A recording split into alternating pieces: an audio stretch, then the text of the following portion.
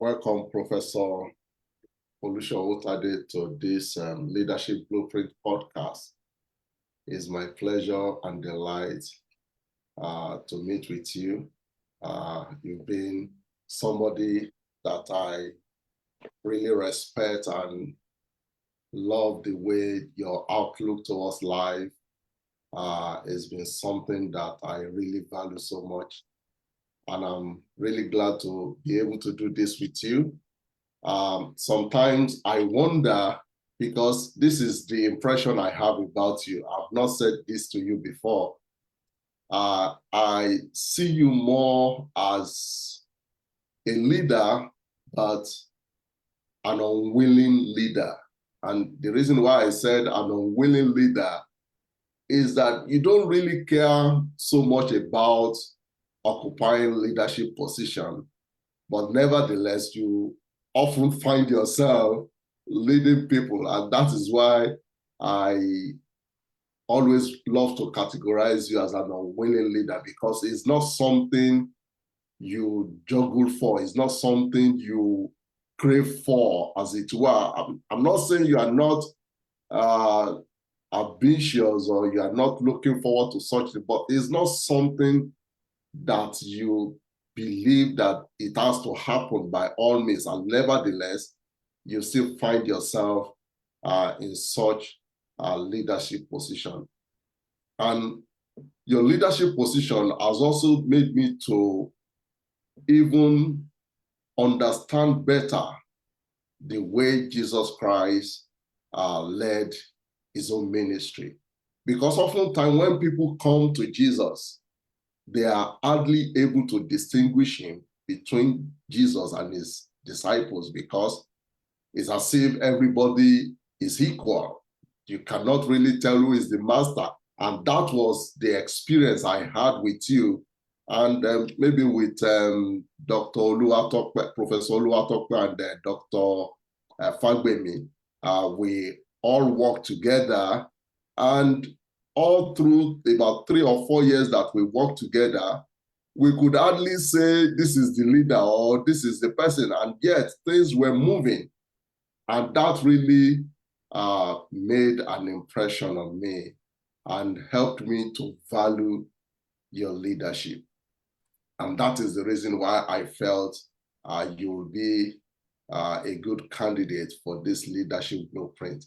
And let me also tell you that it will interest you to know that you are partly responsible for what I am doing today. I'm not sure if you still remember, probably maybe in 2013 or 2012, I can't remember which year, I think it should be 2013, when we were still at OAU campus, Church of the Pentecost at OAU together. None of us is dead today. The theme for that year, I don't know if you still remember, it was leading like Christ. Yes. Like Christ. Now, let me tell you the story about that theme. I have been reading about leadership since 1998. I have prepared some sermons about leadership over the years, but I have never had opportunity to preach any sermon on leadership. Not until that 2013, when we had that theme for that year. And I was able to have a number of occasions to come up to preach different sermons on leadership. I can tell you effectively that that was the beginning and the genesis of everything leadership that I'm doing today. So I want to sincerely appreciate you and thank you for the leadership that you have provided, not only in the church, in the academic arena. You've been an acting CMD at OAUTHC. You've led so many leadership roles, and I believe that your leadership is something that people can really learn from. Now, to start, sir, I want to ask you, because I've been observing you, what makes you cry? What makes you sing? What makes you feel angry? What agitates you? What makes you fearful? What are the things that you look up to and you say, this is awful? What are you passionate about? What is the thing that fills you with a sense of purpose that once you embark on it, you feel that sense of purpose, that this is something that has to be done? Or maybe if I want to wrap it up, what is it that when you do, you really find your best element doing it? What is fun to you? What do you think is extremely important to you as a person? I know our viewers would like to know. Well, thank you so much for your kind words. Yes, I remember that theme for that year. Yeah. Live by Christ, lead like Christ. Yeah.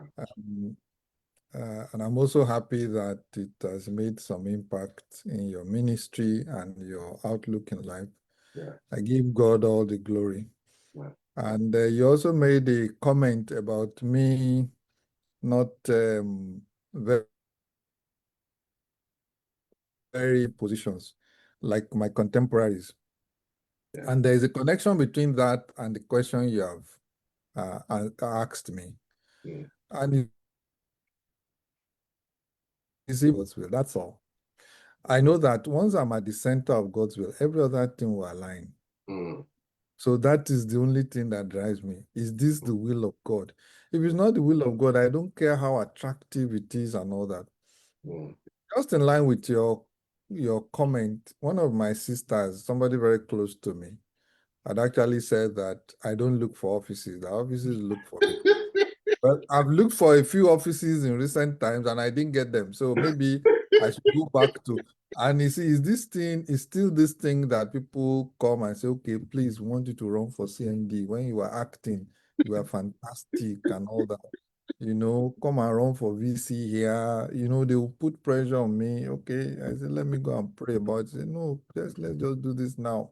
Mm. But to answer your question, it's a very straightforward thing to me. It's actually a no-brainer. Mm. I want to know the will of God and I want to be at the center of God. That's the only thing I care about. Every other thing is secondary. Mm. So can we now say, okay, I want us to make some clarification. Is it that it is bad to aspire to occupy position, or is it that that is just the way you believe you are created to function? So that people will know, so that some people will not say, because Professor Owotade says he doesn't look for position, so they don't get to make certain move that will put their destiny or their life in the appropriate direction. So I just wanted to make that clarification. Is it Yeah, it's because an excellent, yeah. your Are you own true, sir? makeup, that is your own makeup, or is it because, or is it right for people to aspire for position? It's an excellent question. And I've been in that position. There was a time somebody said I should come and run for a particular office. Mm. I prayed, I didn't get any leading per se. But Mm. one scripture just came to my mind that there is a role for desire. Mm. The Bible says even spiritual things, that he that desires the office of a bishop desires a good thing. So you can actually desire for leadership. So there Mm. is nothing wrong about that. Those are Absolutely. mm. But I always leave it to the will of God that, okay, even if I make my own move and it's not the will of God, so be it. I won't even lose any sweat that, okay, I tried it, I didn't get it. But sometimes too, when leadership beckons, you must take a stand. Mm. Because if you stand for nothing, you fall for anything.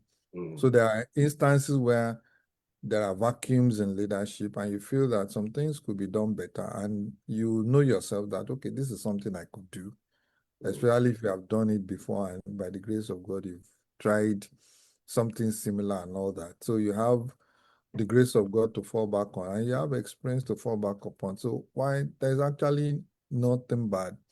Actually, I even believe that Christians should aspire for administrative positions so that we won't have any reason to complain. If things are not running well and you are complaining, what did you do about it? Yes, it's enough to pray, but also faith without works is dead. So if anybody feels inclined to go for any office, prayerfully consider it. It's not Yeah. bad. Yeah, I know some people may not know this about you because I worked with you for nearly 4 years. So I could say certain things about you based on the interaction we've had together.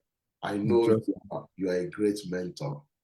And I can also, not because of what people have said about you, because it's also something I have seen in you.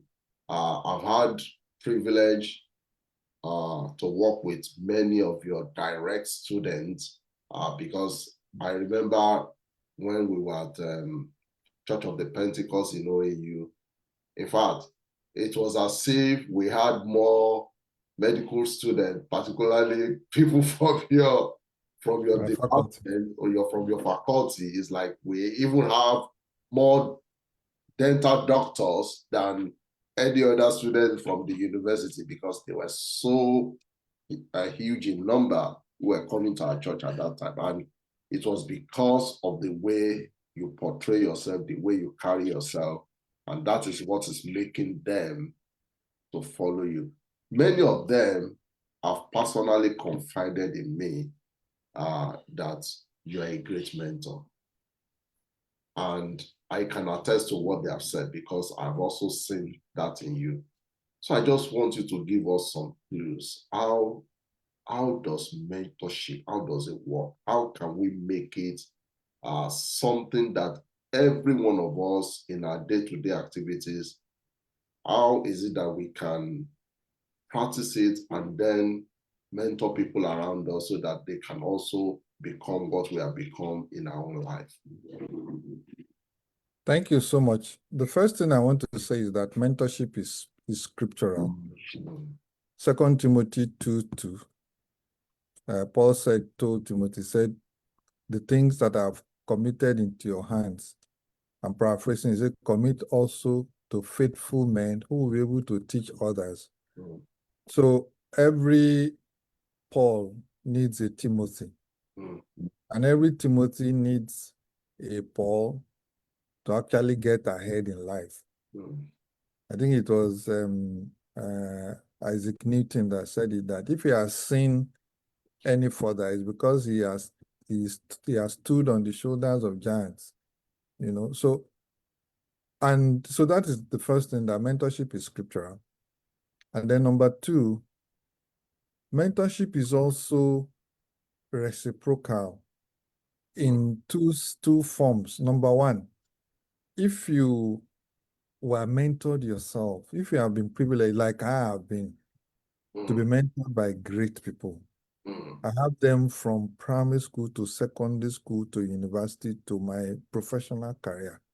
Great men and women who have impacted my life. So I've seen a pattern. I've seen a blueprint. So it's just me following that blueprint. People who were not properly mentored would, to a large extent, not be great mentors. It's just like fatherhood. Men who grew up in homes where there is no father, they don't make good fathers. Because it is, you have a model, you have a template that you can always fall back upon. And I think that is what makes it very easy for me, and I'm very passionate about it. And I also said that mentorship is reciprocal. You know, these people you are talking about now, till tomorrow, they still call me. I'm following their progress academically. And guess what? Some of them are mentoring my own children. My first daughter is a doctor. So they've taken it upon themselves. So the things I don't even know, the things I cannot do for her, they are doing for her. They are giving out guidance. Okay, when you get into this kind of type of country, these are the exams you will take. Me, I'm so far from those kind of things, because it's not my generation. So anybody who mentors people is not just doing others a favor. They're also doing yourself a favor. And then, of course, from the spiritual perspective, there is a reward for it, isn't it? The Bible says, whatsoever a man sows, that shall he reap. Let me also remind you of something very powerful that you also did that is still reverberating today. I know I don't know if you still remember, there was also a time when we newly moved from the venue where we used to worship before. That was the cooperative, the building that was built by the OAU Cooperative Society. Yes. Our own site, to our own permanent site. You did something at that time whereby you assigned some of those students to some of us to mentor. Oh, interesting. You remember you did that? I don't even remember. You don't remember? Now, there were some of those students you appointed for me to mentor. And to be very frank, I don't even remember that was the beginning of some of the relationship I had with some of them. Wow. It was later, some of them were now telling me that it was because I was assigned to you, and you assigned them to me to mentor them, that was how our relationship began. I just want to let you know that some of those guys that you assigned to me at that time, a lot of them are still following up with me. They are still getting guidance. They are still, and a lot of them are also doing very well. So I just want to also bring that about you, that not only are you able to mentor people, you are also able to see potential people who could also mentor other people and who are also doing well in their own life. A few of them is Ife Aderogba, what's the name? Ayo Aderogba, Ayo Bayo, Ayo Yedele. And these guys, they are doing very well in their respectful field. So I just want to ask you, sir, I know you have occupied numerous leadership positions, both in the church and also in your secular career. So I just want you to tell me some of the most memorable leadership journey that you have taken since you become a leader. Thank you so much. Every leadership position leaves its own lessons and also leaves its own scars. But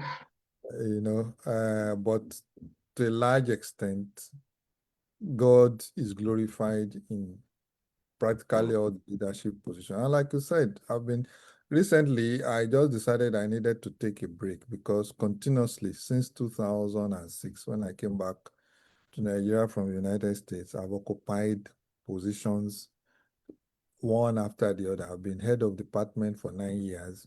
I've been deputy chief medical director for 4 years. I've been acting chief medical director for 3 months. I've been dean for 4 years. It's endless. That is just on the professional side. I've also been vicar and pastor, some of those things. Well, you're talking about memorable experience. So like I said, all of them, one way or the other, they've made some marks in my life. But maybe I can mention two, because great leaders, sometimes your leadership potential is tested to the limit when there is a crisis. Not many people will have known about Rudy Giuliani, but he was mayor of New York during 9/11. And so his leadership potential was not only tested, it was showcased to the whole world. So crisis has a way of bringing out uh, the best or the worst of you as a leader. mm, And I can remember two instances. When I took over as chief medical director, acting chief medical director, the hospital was in crisis at that time. We had issues with union. It was a bedlam. It was terrible. mm, But you know, quietly and graciously, God helped us to solve the problem. mm, And I will forever be grateful to God that, you know, just entering in the middle of a storm and then after a while, there was calm. mm. And then people said I should run for that office at that time. I said I wasn't interested. You know, people said, what's wrong with this guy? That you should come and be surprised. I said, I'm not interested. I didn't put in at that time because I clearly heard from God, from the story of Adonijah that, you know, if God has not appointed you, don't try and force yourself into any position. The second one is also, I became dean of my faculty in 2016. That was August. In December of that year, we lost NUC accreditation. And for 3 sessions, we couldn't admit students. Mm, And so it was also a trying time. We had to run all over the world mm, trying to raise help to make sure that our dental program regains accreditation. And to the glory of God, before I left as dean, our accreditation was restored. So crisis times have brought out the some of the qualities I didn't even know I had mm, in me. So I could say that those are memorable things. But like I said, touching lives as a pastor mm, and hearing testimonies and seeing God answer despite us, in spite of our own human frailties, God still using us to be a blessing. mm, It's also a humbling experience for me as a leader. So mm. that's how I will answer that for now. All right. I know you've had extensive experience. You've been part of the higher institution setting in the US before you went back to Nigeria. Of course, you also schooled in Nigeria. You had your first degree at Obafemi Awolowo University. Yeah. You also had some doctoral program at Cape Town University. Am I right? It's University of the Witwatersrand in Johannesburg, South Africa. I did my South PhD there. Africa, yeah. So I know you were also in South Africa for some time to Yeah. do some program there. I know, so you've had different experiences from this, different places, locally, internationally. So I just want you, and you've also been in the academic arena for nearly 2 decades now, or if not Yeah. more. Three decades. 3 decades. Yeah. So that's a lot. So I just want to 1998, I've been a lecturer since 1998, university lecturer. Mhm. And we all know the challenge that we have in Nigeria currently, even as regard to our higher institutions. It's not that we cannot do it. We're not lacking in potential. So I think we need to understand that the problem we have in Nigeria is not a problem of lack of availability of people who could do things. It's just the ability to coordinate and organize and really get things done. That is where we are largely missing it. Now, having shared from all these experiences that we've had from all over the places, I just want to ask you, what do you think are some of the most important recipe for building a first-class higher institution in our country like Nigeria? Thank you so much. That's a question that is very close to my heart. I'm passionate about. I tell people that all the three universities from where I have degrees have won Nobel Prizes, including OAU. OAU has won one. Yeah. Witwatersrand, before I left, they had 4. Mm. And the University of California, I had over 70 Nobel Prizes. Mm. So I've been privileged to, and of course, I've been to Stanford. I've seen some of the best universities in the world. And I can tell you without missing words that Nigeria is an extremely unserious country Mm. about academia. mm, Nigeria, fortunately, is blessed with some of the best brains in the world. If you get to NASA, anywhere in the world, you see Nigerian brains there. They are doing excellently well because God has given us this grace as a country mm, or as citizens. But as a country, our systemic problem mm, is such that we are extremely unserious about academia. And probably that is why we are not growing.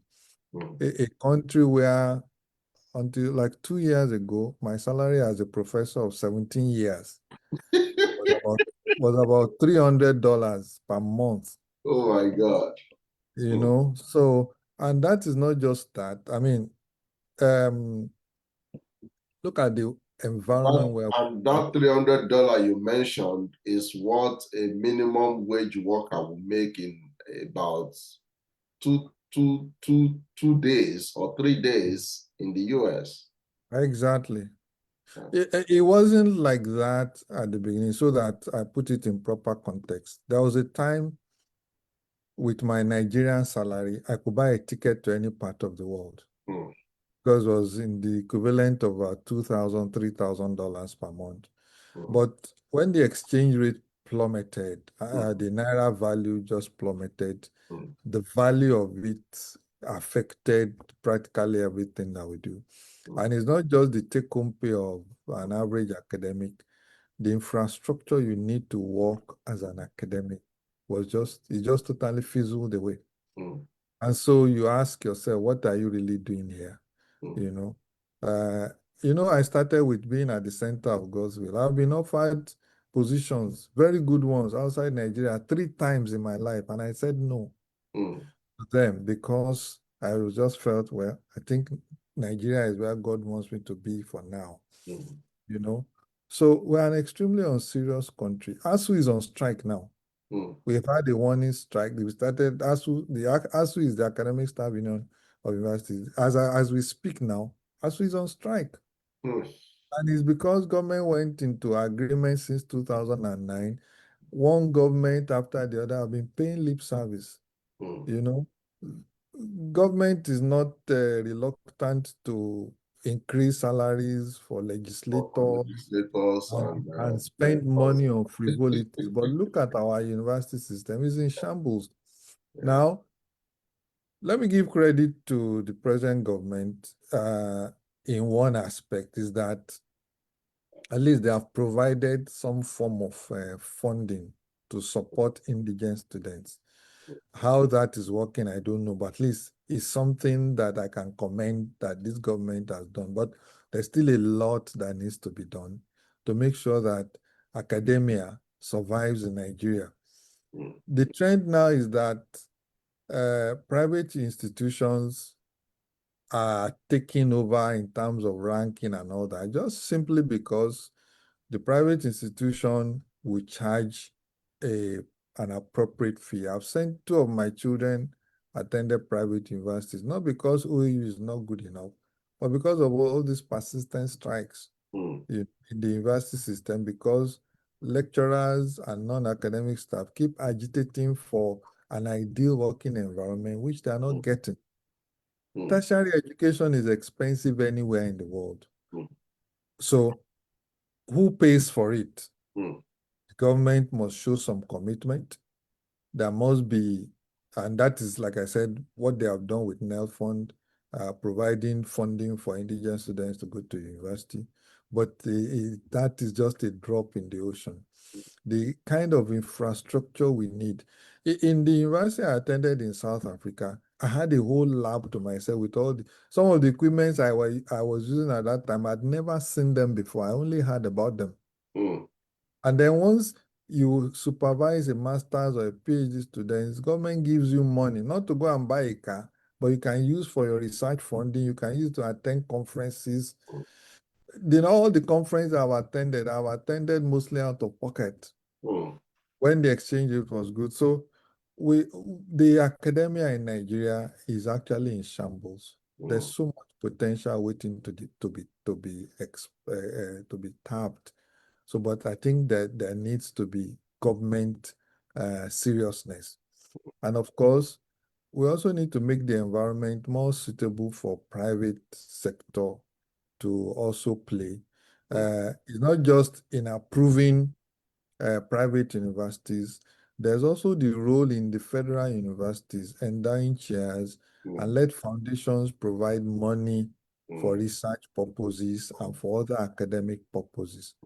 Rather, politicians will go to party and spray dollars just because you are celebrating something. So whereas this kind of funds could be deployed to just fund a lab or buy equipment that can help people do proper research.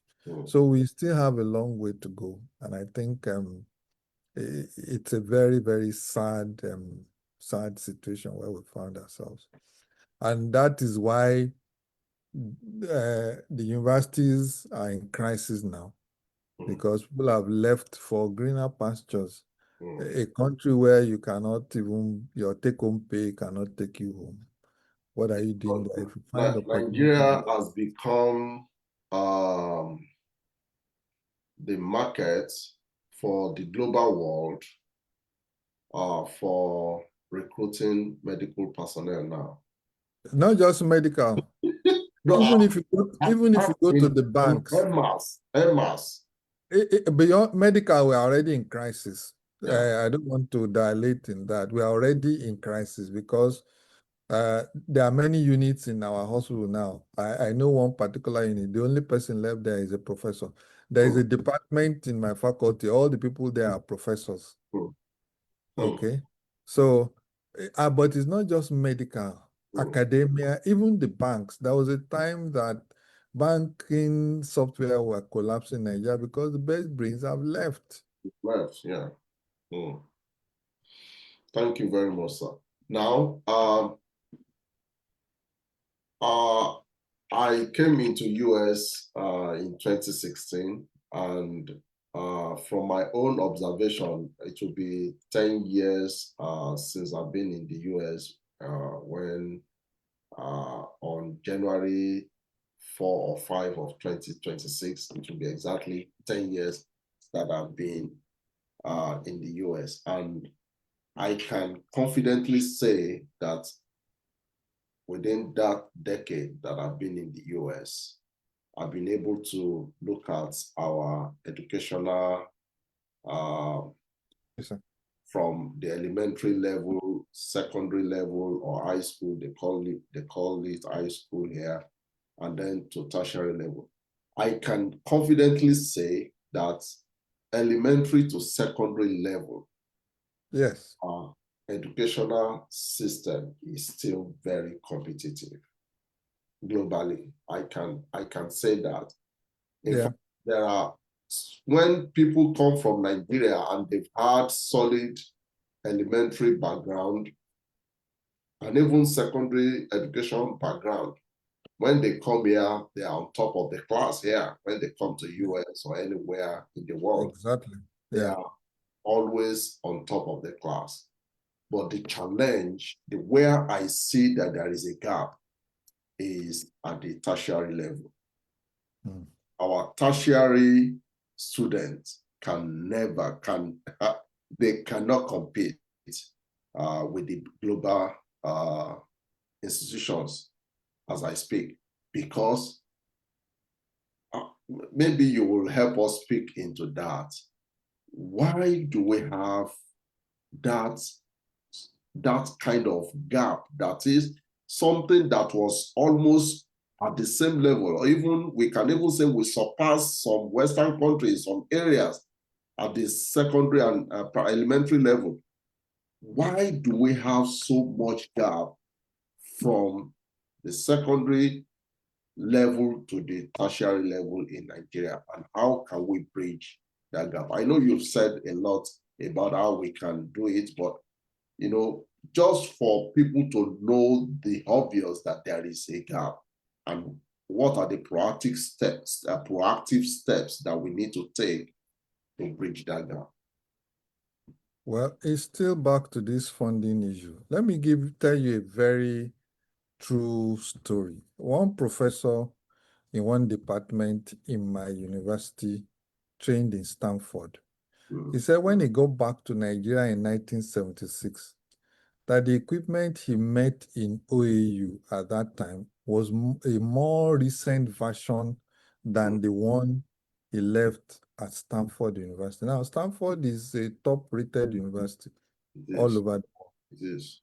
But the same department today, they don't have reagents. Even Bunsen burners, they use kerosene stoves. You know, it's so bad. So how can you ever compete You can't. with somebody who is using state-of-the-art equipment, who has access to the best equipment, the best brains and all that? You know, we can't compete because we have not created a conducive environment for the best brains. Let me tell you also something that is shocking. There was a time somebody told me, I was dean at that time, that they didn't have anybody in the Faculty of Arts at that time to supervise anybody who wanted to do PhD in African languages, particularly Yoruba. That if you want to do PhD in Yoruba, you have to go to the US because the best brains are in the US. So they are right, sir. They are right, sir. It's still what there is an entire I will call it more or less like a faculty that meant for African studies. Yes. And all that they do is some of the language that we consider to be not too sophisticated. If you see the way they teach Yoruba language, for example, in my own school, Boston University, you will think it's something else they are talking about, and yet it is still this language that we speak every day. The way they have elevated the language is so sophisticated such that even when you give people your business card and tell them you are a professor of Yoruba language, you would gladly do it with pride because you know what is coming out of it. So it's just to corroborate what you are saying that that we are not valuing. We're not valuing what we have, so they will leave. Like Murdoch said, don't go to where you are tolerated, go to where you are appreciated or celebrated. Don't go to where you are tolerated, go to where you are celebrated. It's like academia, we are being tolerated in Nigeria. So if your trouble is too much, you are making noise, who do they think they are? Professors, my foot, you know. When a legislator who barely has a first degree is being paid millions of naira, and they are an average academic who has contributed to national development, has trained human beings, trained lives, earning pittance, earning less than the driver of a legislator. You can see it's a real bad system. Professor, let's come to the real matter now. I know maybe we know, but we are just not able to find a solution around it. You know, it is intentional to keep for the Nigerian political class, to keep the educated, the educated elite of the society. It is deliberate on their part to keep you as poor as it can be, so that you don't have the resources to query them, to challenge them, because really speaking, the responsibility of professors like you is to be a standing critic to the government. But now, just like you have said now, many of you are barely surviving, living on almost about $300. Is it annual or no, monthly? Monthly, $300, which is not even up to what a minimum wage earner, somebody who did not even go to school in the US, earns in a week. It's not up to what somebody who didn't go to any school, who have never seen the four walls of any school. It's not up to what they earn in a week. And a professor is earning that in a month. Are there practical steps that we can outline here that maybe maybe our professors can take all the lecturers can take, because the whole idea of going on strike, obviously that approach is not working, because after about 5-6 months, then the professors are getting hungry again. They now come to agree to whatever that is able to come in, because they need to go back, and because they have to feed the family. Are there other specific steps that can be taken to address some of these maladies? Well, you know, that you know of? well, I will talk on a personal note. Yeah. Because we've learned from the lessons of some of our seniors. So when a system does not take care of you, you take care of yourself. Mm. I think that is what many of my contemporaries are resorting to. Mm. And how do I mean? We've seen people retire from the university who lived for so long in the staff quarters that one day they just woke up and they realized that, oh, it's time to retire. And they don't have a place to call their own. They don't have any roof on their heads. Some will struggle to have a roof on their heads. They don't have any sustainable means of income because the so-called pension and gratuity you are waiting for, we have a contributory pension scheme, but the rumor is that government has been borrowing from that scheme, and sometimes people will leave the employment 2 years, they've not received any kind of remuneration. So some of us have quickly given ourselves some alternative means of livelihood. Since we are on a public forum, I may not share some of the things I'm doing, but I can tell you that to the glory of God, if I retire, I won't starve because I know there was a time you shared about some farms you have in the area. I know you said something like that sometimes. Yeah, so it is very loud. I'm doing that. Actually, I've been to the farm early this morning, so I'm putting the camera there. I'm doing all kinds of things on the place. So the time I should spend in the lab is what I'm spending on my farm. When I'm not primarily an agric professor, I'm a medical professor. So if I'm not in my lab in the university or the hospital, I should be on vacation somewhere.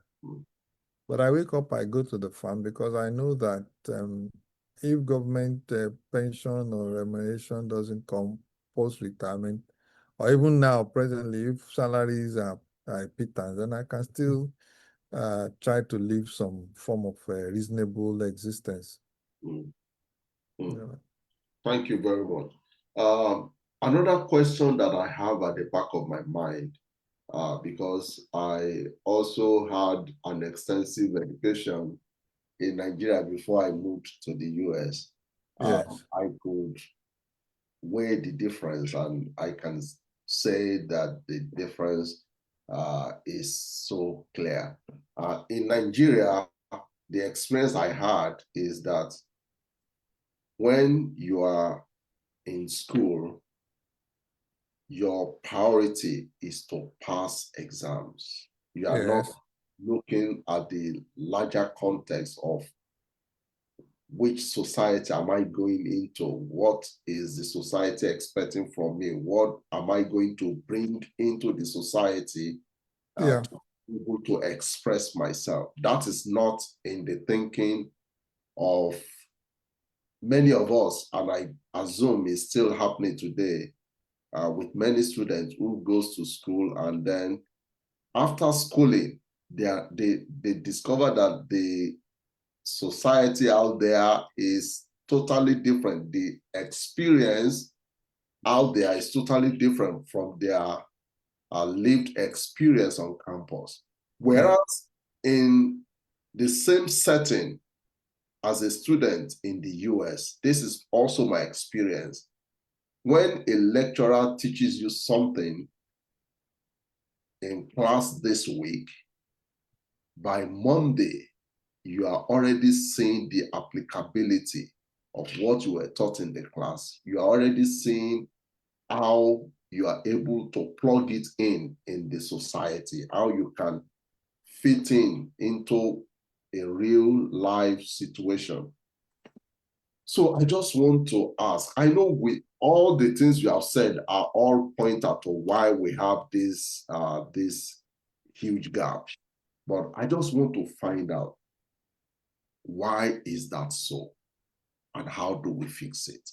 How do our students on campus, how do they become somebody who graduates from whatever course they studied in school and then get to the marketplace and able to almost instantly able to apply that knowledge to the marketplace? It's a very simple thing to answer. We need to keep updating our curriculum or curricula that we use for different programs. And I can speak about my own area, that we train a dentist in the university. Not all of them will find a job with the government institution, or even not all of them will be interested in going to write a CV and ask for employment somewhere. So we decided to introduce a course on dental practice management. And we got somebody who is very successful, my friend and classmate, Dr. Emeka, to teach and anchor that course. And I can tell you that that course has made a tremendous impact in the lives and careers of our students. That if you base your experience on what you gain in the four walls of a university, is totally different from the reality out there. So at a very early stage, we expose them to the reality on the outside so that you actually know that, okay, if I want to go this route, these are the things I need to pay attention to. So already they are prepared. So the issue is very straightforward. We need to change our curriculum such that we have partnership with industry, we have partnership with the outside world, so that the knowledge that you gain in the four walls of a university can be translated to practical application. There's no point doing research or acquiring knowledge that you can apply to solve problems. So I think that is one way to go: curriculum change and partnership between the industry and academia, so that these things can be applicable. And I've seen this happen in some universities that I've attended. You know, there is a partnership between the university and those who sell. Like, for instance, tomato, how you preserve it, you have a partnership with them. So if they're able to save money, if they're able to increase profit, then that profit is plowed back into the university system for people's career and things like that. So there should be a meeting point between the town and the gown. And I think that is very, very important to do. Now, I know from what you have said, I shouldn't be asking why are Nigerians university failing to compete. Obviously, with all that you have said, it is impossible with our current state to compete globally. It is impossible. And I think we need to make that known very emphatically. Nigerian university system as it is today is not in a position to compete with other global universities all around the world. But the question that I want to ask you, because we're not just here to mourn our failures, we are also here. That is why we call this podcast a leadership blueprint. We are here to also provide a way forward. What do you think are the possible way forward for Nigerian universities to be able to compete globally? For example, I'm not sure if any of our universities are ranked among the first 1,000 universities globally. I know sometimes maybe Covenant at UI or sometimes OAU, but they are not even there. When we're even talking 1,000. They are even around 900 and something, globally. Telling me among 1,000 universities all over the world, we cannot even rank among the first top 50. This is not too good. So what do we need to do to start competing globally so that the government, I know it will get to them one day or the other. What do we need to do so that we can begin to compete globally? First, let me also say that despite some of the gloom that we seem to recognize, there are also there's also streaks and islands of excellence that come out from Nigerian universities. So it's not like we are totally down there. For instance, OAU, our own university here, we can boast of highly celebrated academia and then products that go out into the marketplace and they excel. Yeah. Money Point is one. I just did a podcast with one of OAU alumni who has been partnering with NASA. And is doing fine. He's doing well. It's not that we don't have these people that we can produce, but it's just that we don't have the willpower enough to really say we want to be the best. It's not that we are not capable of becoming. We have that capability, but the willpower to retain that position of excellence and leadership, I think that is where the pieces are breaking into different parts. Yeah, it's a very straightforward thing. I can draw from the experience of India. Make the place conducive.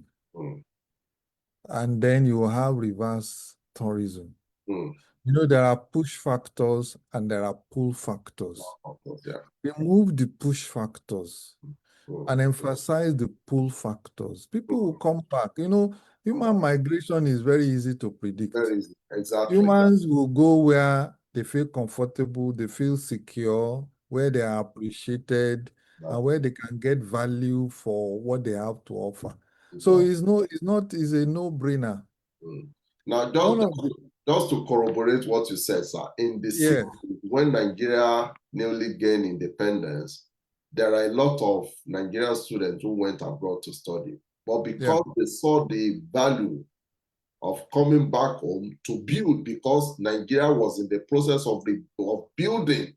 Excellent. A lot of them did, rather than staying in the US, staying in the United Kingdom, washing plates and doing all sorts of odd jobs, they came back home and participated in national building, in nation building. And I think that is what you are trying to say, that as well as people are going away, if the right things are put in place, we can they will come back and do wonders. And one big problem that a lot of people have with Nigeria is insecurity. Yeah. Until we start taking insecurity, well, again, I don't speak for any government. I'm not a politician, and I don't plan to be one. But if there is anything this present government has done, is at least I can score them significantly well in the area of security. Because at least from empirical evidence, things are slightly better. We're not where we used to be, but things are slightly better. And I know there was a time in my own town, my own village, nobody could go to the farms. But now they are going to the farms, they are building houses, they are buying motorbikes, they are buying cars because they can go to their cocoa farm and farm. At a time you dare not do it. You understand? So insecurity is a big, big problem that is driving people out of this country, apart from the economy. And I think both of them are related. So create the conducive environment, there will be reverse tourism. And the government, I said, they know what to do. Many of them are they have experiences abroad. They Mm. go abroad, they see what is happening. So come back and replicate it. And you see, if you think that you as a rich person or you are a privileged person, you fall ill now, you have a private jet that can take you to Germany. COVID should have taught them a lesson that even with your private jet and all that, you still cannot fly. Yeah. And a number of them died here Like very, because very close. you access their doctors in Germany or France or some of the places where they go. So create the environment here, people will stay and they will come back. Thank you very much, sir. Now, I have maybe two more questions and then we call it a day.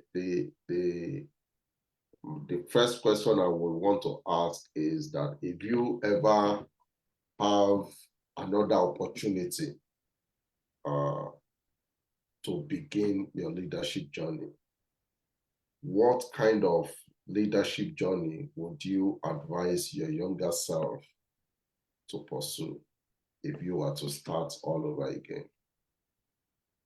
Well, I don't think I would probably do anything differently. Albert Einstein said that try not to be a man of success, try to be a man of value. A man of value. That's true. Value will always be relevant anywhere. Yeah. A Yahoo boy has no value to add. Mm. He's seemingly successful because he drives a car, he's flaunting wealth. Mm. But remove all that, he has no value. But a man of value, anywhere he goes to, can Mm. create value Mm. that can lead to appreciation, that can lead to remuneration, that can lead to excellence and impact. Mm. So what I would say is just strive to be the best version of yourself that you can be. Mm. And anywhere there is opportunity, you will be appreciated and you will be engaged. Mm. So that is what I've tried to do. I keep adding value to myself. Mm. I want to be the better version of me. I don't compete with any other person. Mm. I don't follow any man's race. I try to be the better version of myself. And like I told you when I started that, my own passion is to be at the center of God's will. Mm. Come what will. Once I know I'm at the center of God's will, I don't care about what any other thing that happens. Even if people are doing seemingly well in other places, and but I don't really care about that. So be the best version of yourself and be at the center of God's will for your life. Nobody is here. Two things I realized. There are some things that age will teach you that nobody will ever teach you. Mm. The first thing that age or growing up has taught me is that everybody has value Mm. and everybody has something to offer. There is nobody that God has not gifted a talent.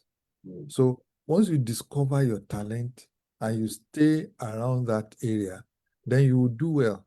And then in that which God has given to you, try to develop it and grow. Paul told Timothy, he says, stir up the gifts that are in you by the laying on of my hand. So there are gifts in you. So whatever God has given you, so you must stir it up. You must make the best of it. You Mm. must bring it to the fore so that you can be excellent. You can be the best version of yourself. So that was just what I would tell the younger people if I'm to give them advice. Thank you very much, sir.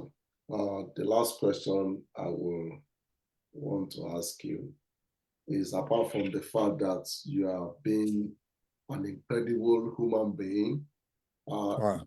just I not didn't know that. me, but generally speaking, you are just incredible in the way uh, God has fashioned you. To God be the glory. Anyone who comes close to you will testify to what I'm saying. And when I have respect for people, I always love to understand how their mindset works. So I want to ask you, how do you practice self-reflection? Well,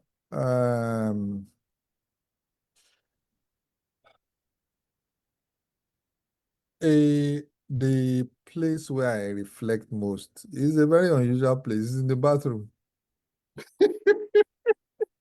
when I'm myself, there's nobody there, Mm, I reflect, I think, I even get inspiration. So I don't joke. My morning hygiene is not just to clean my body, it's also to clean my mind. mm, So I reflect in that place, and I always like to listen to what people say is important, but what God thinks about me is far more important to me. And so I reflect there. And like I said, I like to be the better version of myself. When I see that I've not lived up to standard, I also preach to myself. I think it's Jesse Duplantis that says that he will preach to himself. He will even do altar call. He will look at himself in the mirror and do altar call. He's the same guy talking to himself. So I think we all need to do all that. The Bible that's says all fine. examine Yeah. yourself, whether you are in the faith. To So he call said, ourselves to personal accountability. yes, hold yourself accountable, because, there are three aspects of every human being. Mm, There is the public aspect of you. mm, There is the private aspect of you, mm, which a few people see. The public aspect is what everybody sees. The private aspect of you is what people who are very close to you can see. But mm. the personal aspect of you is the one you yourself, is only you and God. So, and that is the one I really pay attention to, Mm. because we can pretend a lot, but if you permit me to use our local language, Yeah, yeah. Right. you cannot, the two people will not fail to dictate whether you are telling a lie, because Yeah, even if the person that you are telling it to does not get it, but you yourself that you are telling the lie, you are telling a lie. yeah. So, and I think self-reflection is very good. God is a good God. He gives us a second, a third, a fourth chance. Once he knows your heart, like David, God was testifying about David. It was God's testimony. Said Mm. the man had a perfect heart. I said, I know this guy, oh, he killed somebody, oh, he took somebody else's wife, you know. But in his relationship with God, I think he's able to reflect on his true state and amend his ways. And so he pleased God. So that's what I strive to do. Thank you very much, Professor Foluso Owotade, for My joining us pleasure. on this podcast. I want to sincerely thank you for your time. Thank you for having me. That our viewers are going to learn a lot from the all the experiences you've shared with us. I only hope that we can find another time to do another one so that people can continue to learn about how to be a great mentor, how to be a great leader, because I consider you to be one. Thank Thank you you so very much. much, and hope to see you some other time. Yes, by the grace of God, surely. Bye bye, sir. Thank you and goodbye. Bye.